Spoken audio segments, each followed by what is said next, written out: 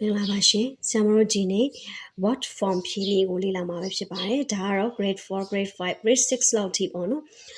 လေ့လာလို့ရပါတယ်ဒီထက်အတန်းကြီးတွေဖြစ်တဲ့ grade 7 grade 8တွေလည်းပဲကိုကမရဘူးလို့ဆိုလို့ရှိရင်ဒီအခြေခံလေးတွေကိုသိထားမယ်ဆိုရင်ပို့ပြီးတော့လွယ်ပါတယ်အဓိကဆရာမကကြတော့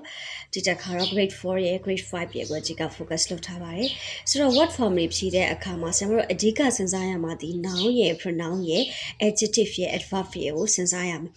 noun ပြောင်းရမှာလား pronoun ပြောင်းရမှာလား adjective လား adverb လားဒီအချက်၄ချက်ကိုထည့်ပြီးတော့စဉ်းစားရမယ်ကဲဟုတ်ပြီဒါဆိုဆရာမတို့က noun ဆိုတာဘာလဲအရင်ဆုံးကြည့်အောင်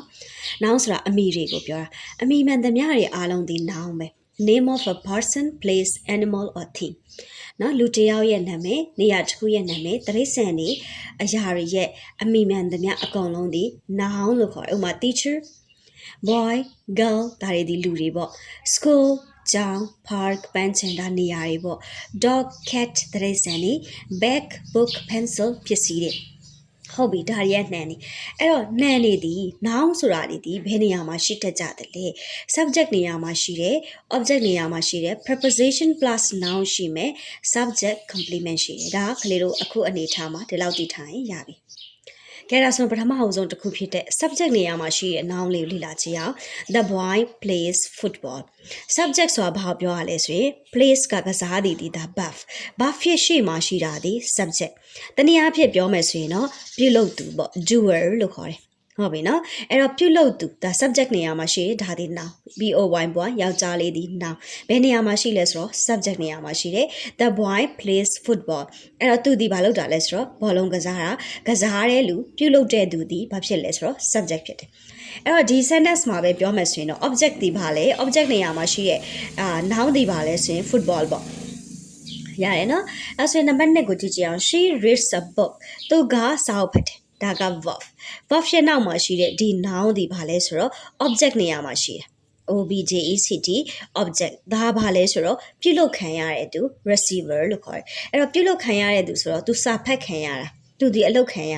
တာရပြီနော်ဒီမှာလည်းပဲ football ဆိုတော့သူဒီကစားခြင်းကိုခံရတယ်ဒါကြောင့်မလို့ the boy plays football ဆိုတော့ဒီမှာရှိတဲ့ football ဒီ noun ဟုတ်တယ်ဒါပေမဲ့ဘယ်နေရာမှာရှိလဲဆို object နေရာမှာရှိတယ် the boy ဒီ subject နေရာမှာရှိတယ်ဒီမှာရှိတဲ့ a book ဒီ object နေရာမှာရှိတယ် noun တခုပြုလုပ်ခံရတဲ့သူဒီ verb ရဲ့နောက်မှာရှိတယ်ပြုလုပ်တဲ့သူဒီ subject ဒီ verb ရဲ့ရှေ့မှာရှိတယ်ရတယ်နော်နောက်တစ်ခု the cat is under the table ဒီမှာကျွန်တော်တို့အခုက preposition plus noun ကိုပြောရမယ်နော် subject ဒီ verb ရှေ့မှာရှိတာသိသွားပြီ object ဆိုတာ verb ရဲ့နောက်မှာရှိတာသိသွားပြီ preposition plus noun preposition ဆိုတာဒီ under တို့ in on တို့ကလေးတို့ grade 3မှာပဲသိလာခဲ့ပြီသားအဲ့ဒီရဲ့နောက်မှာရှိတဲ့ noun under the table ဟုတ်ပြီနော် under the table on the book ဟုတ်လားပြီးတော့မှ in the table ဒါမျိုးလေးပေါ့နော် in the bag ဒါမျိုးလေးတွေဒီပါလဲဆိုတော့သူဒီ preposition plus noun preposition နဲ့ noun နဲ့ကိုပေါင်းပြီးတော့မှရေးထားတယ်ဒါဆိုကိုသိရမှာဒီဒါ under ပြီးလို့ရှိရင်နောက်မှာလာမှာဒီဘာလာမှာလဲဆိုတော့ noun လာမယ်ဆိုတော့သိရမယ် my father is ဒါပါလဲဆိုတော့ verb to be plus noun ကိုပြောတာအဲ့တော့ဒီတစ်ချက်နည်းနည်းလေးသတိထားပါဒါ verb to be plus noun ဒီ subject complement ဒီ a teacher ဆိုရယ် my father is a teacher ဆိုရယ်ဒီ a teacher ဒီ subject ကိုလာပြီးတော့ complete လုပ်ပေးတယ်ဖြည့်စွက်ပေးတယ် subject complement ဖြစ်တယ်ရပြီနော် a teacher ဆိုရယ်ဒီ noun ဒီဘယ်သူ့ကိုပြောရလဲဆိုတော့ my father ကိုပြောတာဒါကြောင့်မလို့သူဒီ subject ကိုပြောတဲ့ subject complement ဖြစ်တယ်အဲကြောင့်မလို့ verb to be plus နောက်ကလာတာဒီ noun အဲ့တော့ရှေ့မှာကလေးတို့ verb to be plus verb ing တွေလည်းတိလာတယ်အကုန်လုံးရောကုန်ပါဆိုလို့ဆရာတို့ဒီတစ်ချက်ကိုလေးတို့မှတ်ထားမယ်နော် verb to be လို့ပြောလို့ရှိရင် ms hours ဆွဲနောက်က noun ပါလာလို့ရှိရင်ဒီ noun ဒီရှေ့က noun ကိုအထူးပြုတယ်ဟုတ်ပြီနော် my father is a teacherဒီတစ်ချက်သိပြီလို့ရှင်နောက်မှာကလေးတို့ဘာတွေ့အောင်မလဲဆိုတော့ verb to be plus adjective တွေ့အောင်မယ်အဲ့ဒီခါကျရင်ဒီ adjective ဒီဘယ်လိုအနေထားမှာသုံးလဲဆိုတာသိလာလိမ့်မယ် verb to be plus verb ing ဆိုတာကြတော့ဒါသူတစ်ခုခုလုပ်နေတဲ့အချိန်မှာဆိုလို့ရှိရင် verb to be plus verb ing ကိုသုံးရတယ်နော် ကဲဟုတ်ပြီဒါဆိုဆရာမခုနကပြောသွားလဲဆိုရင် noun ကို subject နေရာမှာရှိတဲ့ noun object နေရာမှာရှိတဲ့ noun ရဲ့ preposition plus noun ရဲ့ subject complement subject ကိုဖြစ်စွပြောပြီးတဲ့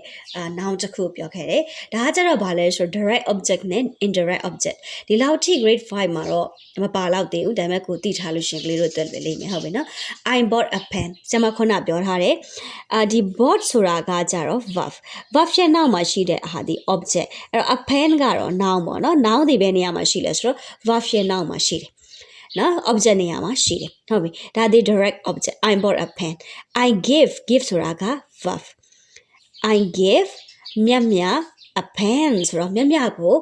fountain တစ်ခုပေးလိုက်တယ်ပေါ့နော်ဒါဆိုလို့ရှိရင်ဒီမှာမြတ်မြတ်ကို a pen ကိုဒီ object နှစ်ခုဖြစ်တယ်ဒီလိုမျိုး object နှစ်ခုဆိုကိုတည်ထားရမှာဒီမြတ်မြတ်ဒီ indirect object ဖြစ်ပြီးတော့မှ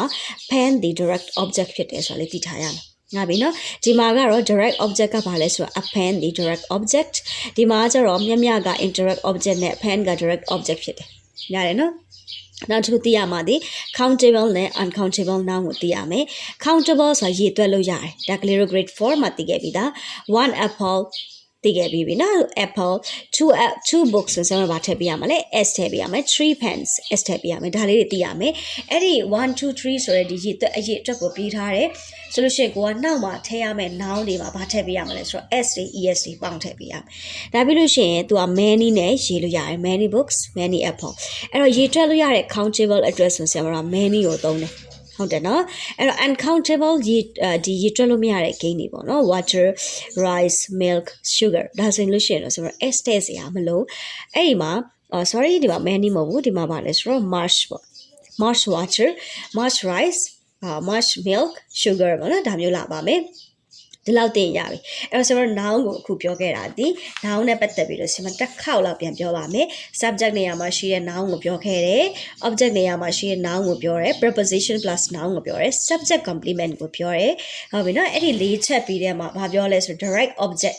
indirect object ကိုပြောတယ်ဒါဒီအဲ့ဒီလောက်တော့မလိုဘူးဒါပေမဲ့ကလေးတို့သိထားရင်ကောင်းပါတယ်ပြီးတော့ countable uncountable ကိုပြောတယ် countable မှာ1တွေ2တွေ3တွေပါလာလို့ရှိရင်ကျွန်တော် SES တွေထည့်ဖို့လိုအပ်မယ်နှစ်ခုထည့်ပို့လို့များလို့ရှိရင်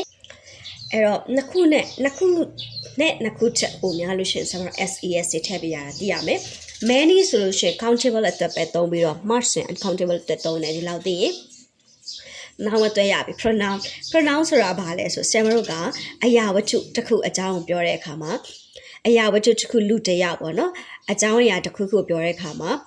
အဲ့ဒီဟာကိုထပ်ခါမသုံးတော့ဘူးသူ့ရဲ့အစားကိုသုံးလိုက်တယ် AA is a student AA is kind AA is my friend ဒါမျိုးမသုံးတော့ဘဲနဲ့ AA ဆိုတဲ့ဒီကောင်မလေးအတွက်ဆရာမတို့နန်းစားသုံးလိုက်တယ် she ဆိုပြီးတော့အဲ့ဒီလိုမျိုးဒီ she တွေဒီဘာတွေလဲဆိုတော့ pronoun ဖြစ်တယ်AA is a student she is kind she is my friend အဲ့ဒီမှာ pronoun မှာလည်းပဲ subject pronoun ရှိတယ် subject နေရာမှာရှိတဲ့ pronoun တွေဒီဝကျရဲ့အစမှာရှိတယ်သူတို့တွေကလှုပ်ဆောင်သူတွေဖြစ်တယ်ဟုတ်ပြီနော်ဥပမာဆိုရင် he plays football they are students ဒီမှာဗာလဲဆိုတော့ we are students ဒါ we ဆိုရင်လည်းဗာလဲ subject ကိုပြောတာကျွန်တော်တို့ဒီကျောင်းသားများဖြစ်ကြသည်သူတို့ဒီဒါကလေးတို့နားလည်အောင်ပြောမှာဆိုဒီပေါ့နော်သူတို့ဒီကျောင်းသားများဖြစ်ကြသည်သူဒီဘောလုံးကစားနေသည် she is a dancer သူမဒီဘာဖြစ်လဲ dancer တယောက်ဖြစ်သည်ဒါမျိုးပေါ့နော်အဲ့ဒါတွေဒီဘာလဲဆို subject ကိုဖော်ပြတဲ့ subject pronoun အဲ့တော့ဒီနေရာမှာ bullet တွေပေးထားလို့ရှိရင်ဆရာမတို့ထည့်ရမယ့်ဟာဒီ subject pronouns တွေကိုထည့်ပေးရမယ်နားလည်တယ်နော်ခဲ pronoun မှာဆရာမပထမဆုံးပြောလိုက်တာ subject pronouns နောက်တစ်ခုလာပြီ object pronouns ဆိုတာကျတော့ verb ရဲ့နောက်မှာရှိတဲ့လှုပ်ဆောင်မှုကိုခံရတာအဲ့တော့ပြောမယ်ဆိုရင်တော့ me you him her it us them တွေ့ရနော်ဒီမှာတွေ့ပြီးပြီ okay ဒါဆိုဆရာမတို့ example sentence လေးတွေဖတ်ကြည့်မယ် she likes him she ဆိုတာ subject pronouns likes က verb ရဲ့နောက်မှာရှိတဲ့ဒီ him ဒီ object pronoun teacher call us ဆရာကကျွန်တော်တို့ခေါ်တယ် call က verb ရဲ့နောက်မှာရှိတဲ့ဒီ us က object pronoun ပေါ့ရတယ်နော်နောက်တစ်ခုpossessive pronoun သူကပိုင်ဆိုင်မှုပြနှံစာပိုင်ဆိုင်မှုကိုပြတယ် my your his her our their အဲ့တော့ဒီ my တွေ your ရဲ့နောက်မှာအမြဲတမ်းပါရှိတယ်ဆို noun တစ်ခုခုရှိတယ်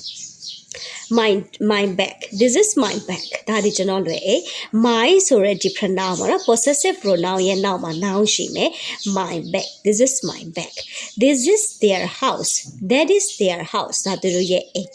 နောက်မှာဗာလိုက်လေ noun လိုက်တယ်ဥပမာ this is my pencil နော်အများကြီးသိခဲ့ပြီးသားပါကလေးတို့အတိုင်းပဲ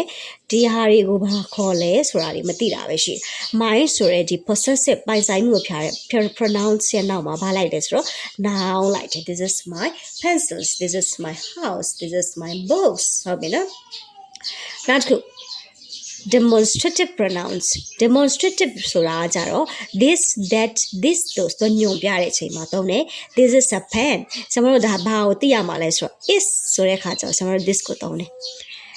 are ဆိုလို့ရှိရင်ကျတော့ those တို့ these တို့နော် these ကျတော့အများ this ကအနည်း this this ကအနည်းတစ်ခုကိုပဲပြောခြင်း this this ကကြတော့အများနော် that ဆိုတာကြတော့အနည်း those ဆိုတာကြတော့အများဒါလေးတွေသိရမယ် interrogative pronouns မှာရပြီနော် sorry demonstrative pronouns မှာနောက်တစ်ခု interrogative မှာကြတော့မိကုံကိုပြောတာဒီမှာဆရာမကဒီအကြောင်းအများကြီးမပြောတော့ဘူး who ဆိုလို့ရှိရင်တော့လူကိုမေးတာ who is your father ဟုတ်ပြီနော် who is your teacher ဒါမျိုးပေါ့နော် what ဆိုတာကြတော့အရာဝတ္ထုတွေကိုအကြောင်းအရာတွေကိုမေးမယ် what နဲ့မေးမယ် when ကကြတော့အချိန်ပေါ့ဒီလောက်ပဲဆရာမအခုပြောလိုက်မယ်when to go to school ဆိုတော့အကြောင်းကိုပဲချိန်သွားတယ်လေနော်ဒီလောက်ဆိုသိပြီဒါ grade 5 level မှာဆရာမပြောတာတော့တော်တော်လေးများနေပါပြီ sorry ဒါဆိုလို့ရှိရင်ဆရာမ pronounce မှာဘာသိဖို့လိုအပ်လဲဆိုရင်ဆရာမပြောတဲ့ subject pronoun object pronoun possessive pronoun demonstrative pronoun interrogative pronoun ဆိုမှ၅ခုရှိ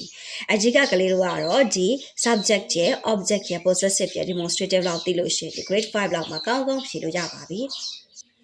ဒါဆိုရင်ဆရာမတို့ရဲ့ခေါင်းစဉ်စီဖြစ်တဲ့ adjective ကိုသွားပါမယ် adjective ဆိုတာဘာမှလို့ပြောလို့ရှိရင်တော့နာမဝိသေသနာပေါ့နော်အဲ့တော့ describing words သူကတော့စကားလုံးတွေကို describe လုပ်ပေးတယ်ဖော်ပြပေးတယ်ဘာလဲဆိုတော့အကြီးကအဖြစ်ဥပမာကြည့်လိုက် a beautiful girl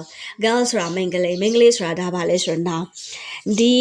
မိန်းကလေးဆိုတဲ့ဒီ noun ကိုပေါ့နော်သူကအထူးပြုပေးလိုက်တာဘယ်လိုမျိုးမိန်းကလေးတွေဆိုတော့လှပတော့မိန်းကလေးနော်ကလေးတို့ဒီတချို့ကတော့ဒေါနဲ့ဆုံးလို့ရှိရင်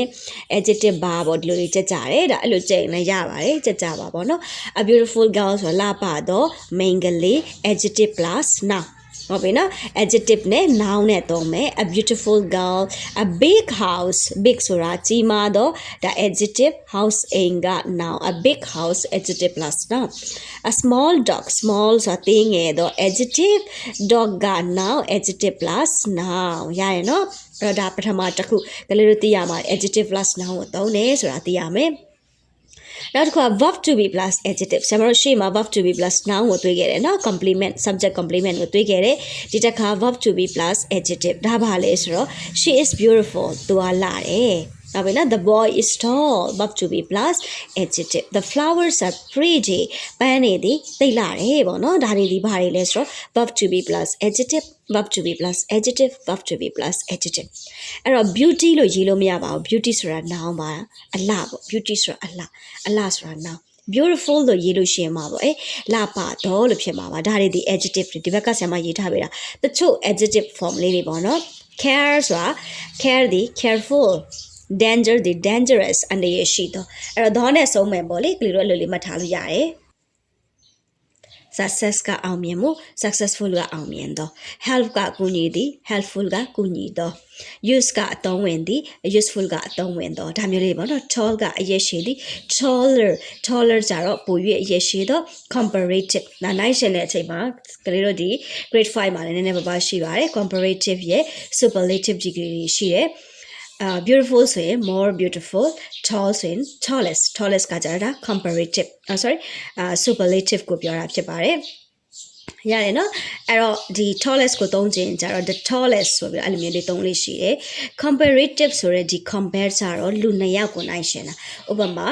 ဆွဆွနဲ့လလပေါ့ထားပါတော့ဆွဆွဒီလလချက်ပို၍အရက်ရှိသည်ပေါ့ဆွဆွ is taller than လလပေါ့နော်တကယ်လို့ကိုကကြတော့အခန်းတစ်ခန်းလုံးနဲ့ကောင်မလေးတယောက်နဲ့နိုင်ရှင်မယ်ဆွဆွ is the tallest girl in the classroom ဒါမျိုးပေါ့နော်ဆွဒီအတန်းထဲမှာအရက်အရှိဆုံးမိန်းကလေးတစ်ယောက်ဖြစ်တယ်ဒါမျိုးလေးတွေပြောခြင်း superlative ကိုသုံးပြီးတော့မှနှစ်ယောက်ကိုရှင်သွဲခြင်းကြတော့ comparative ကိုသုံးတယ်ဒါလေးတွေသိထားရမယ် ကဲဒါဆိုရင်ဆရာမပြောတာတော်တော်လေးများနေပြီနောက်ဆုံးကောင်းစင်ကိုသွားပါမယ် adverb ဆိုတာဘာလဲဆိုတော့ကရိယာဝိသေသနလို့ပြောမယ်ဘာလို့ပြောရင်အဲ့တော့ verb ကိုဖော်ပြပေးတယ်သူကကြတော့ခုနကဆရာမတို့ကြည့်တော့ adjective မှာတော့ noun ကိုပို့ပြီးတော့ပြောချင်တာပါဥပမာစာအုပ်ဆိုရင် interesting ပေါ့တိတ်ပြီးဖတ်ဖို့ကောင်းတဲ့စာအုပ်ပေါ့ရုပ်ရှင်ဆိုရင်တိတ်ပြီးစိတ်ဝင်စားစရာကောင်းတဲ့ရုပ်ရှင် interesting film ပေါ့ boring job ပေါ့နော်ပြင်းညင်ငွေစရာကောင်းတဲ့အလုပ်ပေါ့ဒါတွေဒီ adjective ကကြတော့ noun ကိုပို့ပြီးတော့မှကောင်းချောင်းတွေမကောင်းချောင်းတွေသူကပြောချင်လို့ရှိရင် adjective ကိုသုံးတယ် adverb ဆိုတာကျတော့ verb ကိုပြောတာနော် verb နားမှာရှိမယ်သူကကြတော့ she sings ဆိုတော့ sings က verb တခြင်းဆိုသည် beautifully ဆိုလှပဆိုတာသူက ly နဲ့ဆုံးတာတွေများတယ်ပေါ့နော်ဒါမှတ်ထားလို့ရအောင်ဒါဒီ adverb သူတခြင်းဆိုတယ်ဘယ်လိုဆိုလဲဆိုလှပစွာမလို့ပြောလို့ရှိရင်တော့စွာနဲ့ဆုံးတယ်ပေါ့လေလှပစွာတကယ်ကိုကောင်းမွန်စွာကောင်းကောင်းလေးတခြင်းဆိုတယ် run ပြေးတယ်ဘယ်လိုပြေးလဲဆိုတော့ quickly လင်းမြန်စွာပြေးတယ် they speak သူတို့ပြောကြတယ် slowly သူတို့ဖြည်းဖြည်းလေးစကားပြောကြတယ်ပေါ့ဒါဆိုရင် adverb ဒီ verb နောက်မှာလာတတ်တယ် verb ရဲ့နောက်မှာလာတယ်ပြီးလို့ရှိရင်သူ verb ကိုပို့ပြီးတော့မှဟိုဟာဖြစ်စေတာပေါ့နော်ညွန်ပြတာပေါ့နော် verb ကိုပို့ပြီးတော့ပုံဖော်ပေးတယ်ပေါ့နော်သူကဘယ်လိုပြေးလဲလင်းမြန်စွာပြေးတယ်သူတို့ဘယ်လိုစကားပြောကြလဲတိတ်ဖြည်းဖြည်းလေးပြောကြတယ်သူမှလည်းတချင်းဘယ်လိုဆိုလဲလှပစွာဆိုတယ်ပေါ့ဒါမျိုးလေးတွေပေါ့နော်အဲ့တော့ quick ဆိုရင် quickly slow နေကွေးတော့ slowly careful ဒီယူဆိုင်တော့ carefully happy ပျော်ရွှင်တော့ happily ပျော်ရွှင်စွာ beautiful လှပတော့ beautifully လှပစွာဒါတွေပေါ့ဒါတွေကြတော့ fast first က first ပဲ hard က hard ပဲ late က late ပဲ okay ဒါဆိုဆရာမတို့ကပြန်ပြီးတော့အကျဉ်းချုပ်မယ်ဆိုရင်ဆရာမတို့ပြောင်းရမယ့်ဟာတွေကဘာတွေလဲပေါ့နော် noun ရှိမယ် pronoun ရှိမယ်ပြီးလို့ရှိရင် adjective ရှိတယ် adverb ရှိတယ်အဲ့ဒီမှာပါဆရာမအသေးစိတ်ပြောထားပြီးပြီကြည့်ဗီဒီယိုကလေးတို့က3-4ခေါက်